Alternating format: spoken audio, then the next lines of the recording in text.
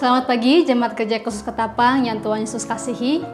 Mari sebelum kita merenungkan firman Tuhan hari ini, kita berdoa.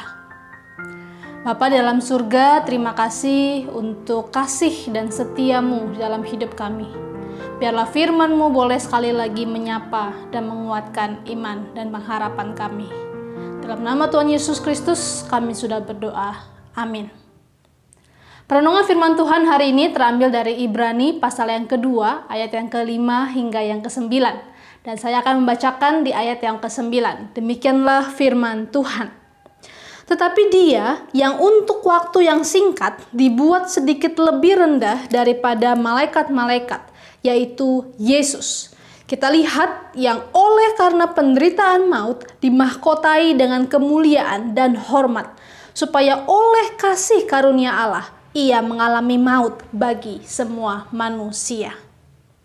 Terima kasih Tuhan Yesus, kalau kita melihat level kedudukan ciptaan Allah antara malaikat dan manusia, maka Alkitab memberitahu kita bahwa malaikat memiliki kedudukan yang sedikit lebih tinggi daripada manusia. Meskipun demikian, Allah tidak menyediakan keselamatan bagi mereka. Para malaikat yang memberontak dari Allah tidak mendapat pengampunan dari Allah dan langsung dimurkai. Justru manusia yang dicipta dari debu tanah inilah yang dikasihi Allah dengan luar biasa dan menerima mandat sebagai penguasa alam semesta. Hal inilah yang disampaikan oleh pemazmur yang kemudian dikutip penulis Ibrani di ayat yang ke-6.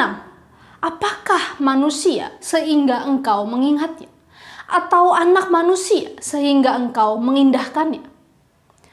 Pemazmur dengan jeli menggunakan kata apa dibanding siapa untuk menunjukkan perbandingan yang kontras antara kehinaan manusia namun diberi mahkota kemuliaan dan kehormatan oleh Allah. Kasih Allah kepada manusia yang hina juga dinyatakan lewat Bapa yang mengutus anaknya yang tunggal, Tuhan kita, Tuhan Yesus Kristus.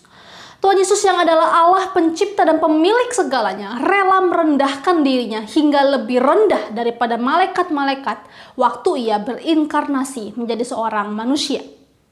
Tuhan Yesus rela mengambil rupa sebagai seorang hamba yang rendah, bahkan matinya pun di tempat yang paling terkutuk bagi manusia, yaitu hukuman salib.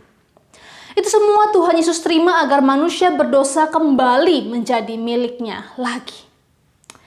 Firman Tuhan hari ini menunjukkan kepada kita dua hal.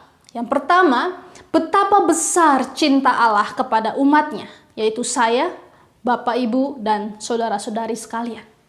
Betapa Allah sayang kepada kita melebihi sayangnya kepada para malaikat yang dicipta lebih tinggi kedudukannya daripada manusia. Itu berarti apapun yang kita alami hari ini yang mungkin membuat kita meragukan kebaikan Allah atau membuat kita kecewa dengan rencana Allah yang nampaknya tidak membawa keberuntungan bagi kita. Buanglah jauh-jauh pemikiran seperti ini. Allah begitu mengasihi kita hingga memberikan yang paling berharga, anaknya yang tunggal, bagi keselamatan dan kepentingan kita. Kalau Ia sudah beri yang paling berharga dan terbaik, masakah Ia adalah pribadi yang jahat dan meninggalkan umatnya? Kedua, Tuhan Yesus memberikan sebuah teladan sempurna bagaimana harus merendahkan diri. Ia yang memiliki segala sesuatu tidak menganggap kehormatannya itu sebagai sesuatu yang perlu dipertahankan. Malahan Ia rela meninggalkan itu semua untuk menyelamatkan manusia yang hina. Sehingga yang hina ini menjadi berharga di matanya. Demikian jugalah dengan kita, para pengikut Kristus. Kita perlu belajar memiliki sikap rendah hati sebagaimana Tuhan dan guru kita. Kita belajar meminta maaf tanpa menggunakan kata tapi. Kita belajar menerima masukan tanpa sakit hati. Kita belajar tidak selalu merasa diri paling benar dan paling penting. Semuanya ini dapat kita lakukan waktu kita terus berelasi dan menghayati kerendahan hati Tuhan Yesus. Kiranya firman Tuhan hari ini boleh menguatkan dan mengingatkan kita di dalam perjalanan iman sehari lepas sehari. Amin. Mari kita berdoa. Bapa dalam surga, kami mengucap syukur atas kasih-Mu yang begitu besar bagi hidup kami. Tolong kami yang sedang kesepian, kehilangan, ataupun di dalam kebuntuan. Agar firman-Mu sekali lagi boleh menyapa dan nyata kami alami di hidup kami. Dan tolonglah kami agar memiliki kerendahan hati sebagaimana yang Tuhan Yesus telah teladankan bagi kami. Dalam nama Tuhan Yesus kami sudah berdoa. Amin.